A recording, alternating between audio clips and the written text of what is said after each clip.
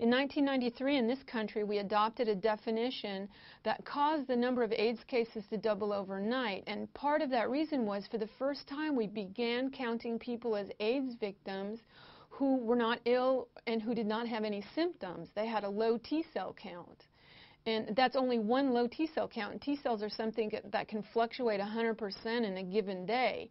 So based on a low T-cell count, that year the number of AIDS cases doubled overnight, and with that definition there have been 182,000 Americans who are not ill, diagnosed with AIDS, who would not have AIDS if they moved to Canada, because in Canada they don't recognize that T-cell definition as a criteria for having an AIDS diagnosis. All of the diseases in the category called AIDS occur to people who are HIV negative.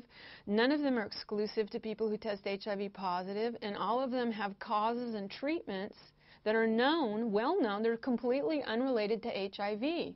So any of these diseases, when they happen to somebody who tests HIV negative, are called by their old name, but when they occur in someone who tests HIV positive, then they're called AIDS. We have a test, but it's not a test for AIDS, and it's called an HIV test, but it's not a test for HIV, and we have a series of problems that we are calling AIDS, but that doesn't elevate AIDS into a disease.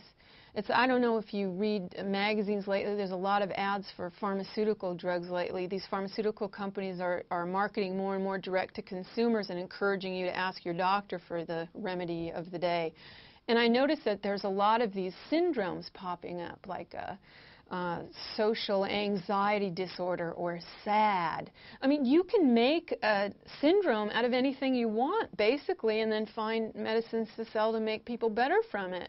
And AIDS is not that, ludicrously simple, but it is, in a sense, just as constructed. It's a construct. It's a category of other problems, some of which were occurring in greater numbers in a very small subset of people here in the U.S. and other parts of the world, that became, due to the social political climate with regard to sex, death, homosexuality, and drug use, it became elevated into this medical phenomenon that has become untouchable and sacred almost.